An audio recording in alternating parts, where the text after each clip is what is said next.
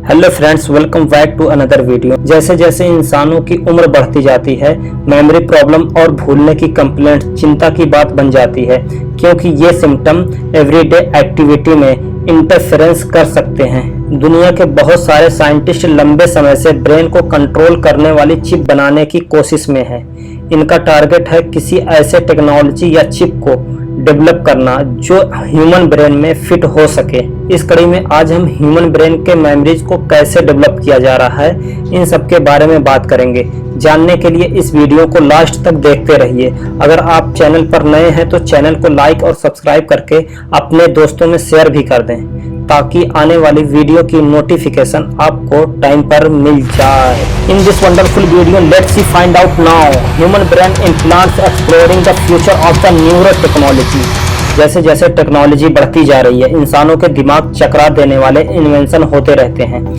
इनमें से इस फील्ड में जापान बहुत तेजी से एआई डेवलप करने की ओर बढ़ रहा है।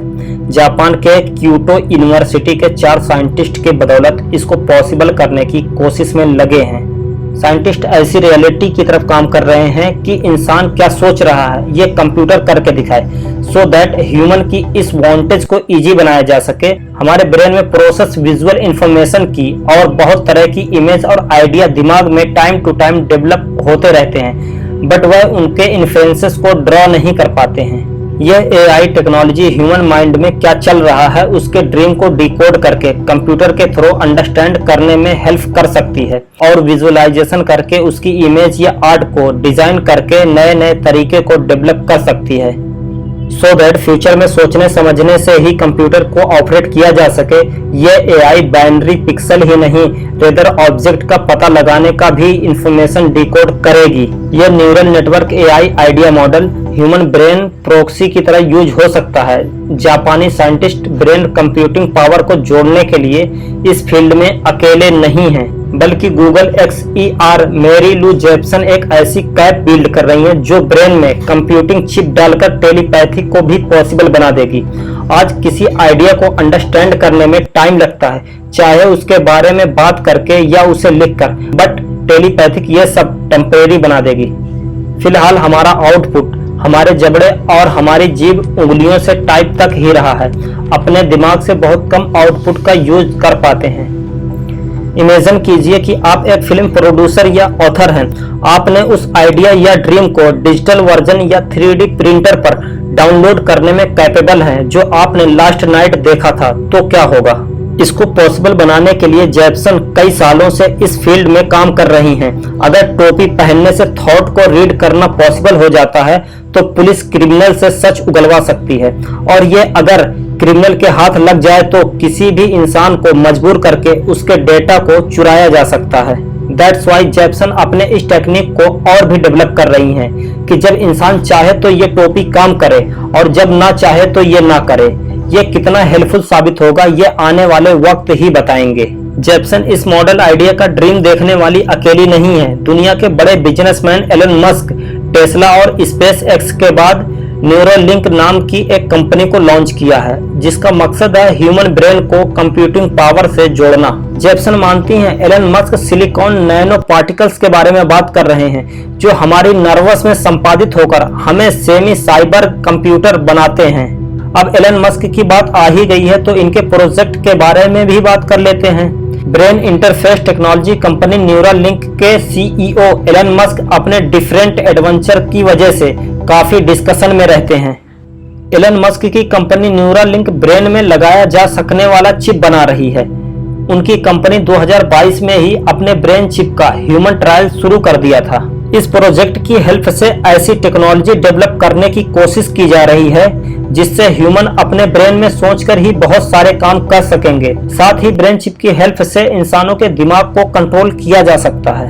आइए समझते हैं कि आखिर क्या है ये चिप और कैसे काम करेगी। ये ब्रेन चिप इंसानों में होने वाली टिनिट्स को इंक्लूड करके कई सारे डिजीज का ट्रीटमेंट करेगी। इससे मेडिकल सेक्टर में भी बहुत फायदा होगा और पेशेंट का ट्रीटमेंट भी आसानी से हो जाएगा। अब मेडिकल साइंस ने इतना तरक्की कर लिया है कि टेट्राप्लेजिक्स, क्वाड्रिप्लेक्स जैसी रीढ़ की हड्डी में गंभीर बीमारी वाले या फिर उनके पर्सन के लिए जिसे तमाम फीचर्स वाली व्हील चेयर अवेलेबल कराई जा सकती है। ये सारे फीचर्स हैं, लेकिन उनको चलाएगा कौन? ऐसे में एक चिप जो दिमाग में फिट है उसको व्हील चेयर के साथ कनेक्ट कर दिया जाएगा। दरअसल न्यूरालिंक ने ऐसा न्यूरल इम्प्लांट डेवलप किया है जो बगैर बाहरी हार्डवेयर के दिमाग के अंदर चल रहे एक्शन को वायरलेस से ब्रॉडकास्ट कर सकता है।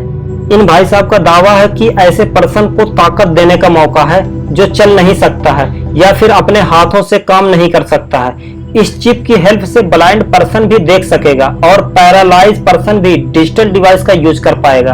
आने वाले टाइम में सोचने से ही मोबाइल या कंप्यूटर जैसी चीज चलाई जा सकती है। चिप कैसी होगी और कैसे काम करेगी, लंगूर और इंसानों के बारे में जान लिया है।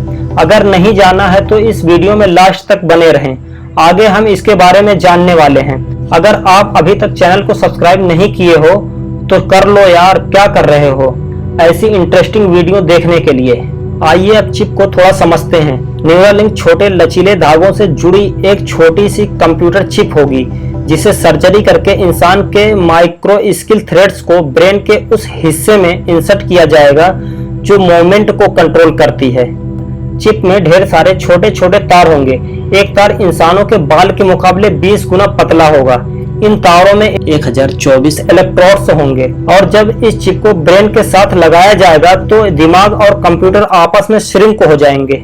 दिमाग के न्यूरॉन्स और कंप्यूटर चिप एक दूसरे का हिस्सा होकर दिमाग की हर हरकत पर नजर रखेंगे जो उसकी फिजियोलॉजिकल और नर्वस एक्टिविटी को एक्साइटेड करेंगे। माइक्रो स्किल थ्रेड्स इतने महीन और लचीले होते हैं कि उन्हें इंसानी हाथ से इंसर्ट नहीं किया जा सकता। कंपनी ने इसके लिए न्यूरो सर्जिकल रोबोट डिजाइन किया है ताकि ये बेहतर तरीके से इलेक्ट्रोड्स को इम्प्लांट कर सके। इसके साथ ही न्यूरालिंक ऐप भी डिजाइन किया गया है। ब्रेन एक्टिविटी से सीधे अपने कीबोर्ड और माउस को बस इसके बारे में सोचकर कंट्रोल कर सकते हैं। डिवाइस को चार्ज करने की भी जरूरत होगी। इसके लिए कॉम्पैक्ट इंडक्टिव चार्ज डिजाइन किया गया है जो बैटरी को बाहर से चार्ज करने के लिए वायरलेस तरीके से इम्प्लांट से कनेक्ट होती है। एक काम यह भी होगा कि जो डेटा चिप में कलेक्ट होगा उसे कंप्यूटर में डाला जाएगा जिसका यूज फ्यूचर में होने वाले रिसर्च में किया जाएगा। इवन के अगर इंसान मर भी जाए तो उसका पहले से स्टोर मेमोरी डाटा को कंप्यूटर में डालकर एनालाइज किया जा सकता है। स्मार्टफोन और कंप्यूटर के कंट्रोल के अलावा चिप के जरिए मशीन से बात करने का भी दावा किया गया है। आप क्या सोच रहे हैं? चिप ये रीड कर सकती है? कमेंट में जरूर बताएं। फिलहाल कंपनी इसके बेनिफिट्स को काउंट करवा रही है, लेकिन इससे होने वाले खतरों के बारे में भी खूब डिस्कशन हो रही है। अब आपको लग रहा होगा कि सब कुछ फ्यूचर में चिप से कंट्रोल होगा। ब्रेन में लगी चिप सारे काम करेगी। अगर चिप में वायरस आ जाए तो क्या होगा? डोंट वेरी, चिप तो ब्रेन में जरूर लगेगी बट उसका कंट्रोल सिर्फ आपके पास होगा। मस्क कोई हॉलीवुड की फंटास्टिक मूवी नहीं बना रहे हैं, रेदर देन उनका पर्पस तो दिमाग को कंट्रोल करना है। अब इसको ऐसे समझते हैं। न्यूरालिंक ने एक अफ्रीकी लंगूर के ब्रेन में चिप इंसर्ट किया। इसे गेम खेलने के लिए पहले थोड़ा ट्रेंड भी किया गया, मतलब स्क्रीन के सामने कैसे बैठना है, जॉयस्टिक यानी कि कंप्यूटर की स्टीयरिंग कैसे पकड़ना है। बंदर अपने ब्रेन का यूज करके पोंगो खेल आराम से खेल पाया। बंदर के ब्रेन में डिवाइस ने खेल खेलते समय न्यूरॉन फायरिंग के बारे में इंफॉर्मेशन दी जिससे वह लर्न कर पाया कि खेल के दौरान कैसे चाल चलनी है। चिप लगाए जाने के बावजूद बंदर पहले से ठीक लग रहा था। टेलीपैथिक के फॉर्मेट से देखें तो ये काफी अच्छा एक्सपेरिमेंट था। अब कितना भी ट्रेंड कर लो, लंगूर तो इंसान नहीं हो सकता। ऐसे में रोल प्ले तो चिप ने किया। लंगूर को लगा कि वो तो जॉयस्टिक की हेल्प से वीडियो गेम खेल रहा है, लेकिन कंट्रोल तो दिमाग कर रहा था। 2021 में पेजर नाम का भी बंदर कुछ इस तरह से अपने थिंकिंग से बगैर जॉयस्टिक के गेम खेलते हुए दिखा। टेलीपैथिक के जरिए बंदर ने टाइपिंग भी की। जानवरों पर किए जा रहे टेस्ट में डिस्टरबेंस की वजह से अभी तक 280 से ज्यादा भेड़, सुअर और सैकड़ों बंदर समेत करीब 1500 जानवर अपनी जान से हाथ धो बैठे हैं। कंपनी के एम्प्लॉयज ने भी ये दावा किया है कि मस्क जल्द से जल्द टेस्टिंग करने का दबाव डाल रहे हैं, जिसकी वजह से जानवरों की जान जा रही है। मस्क भैया थोड़ा इन पर रहम तो करो यार। क्या आपको जानवरों से प्यार नहीं है? दोस्तों इस कड़ी में इतना ही। फ्यूचर में क्या होने वाला है ये तो आने वाला वक्त ही बताएगा। तब तक के लिए शुक्रिया। Take care and all the best.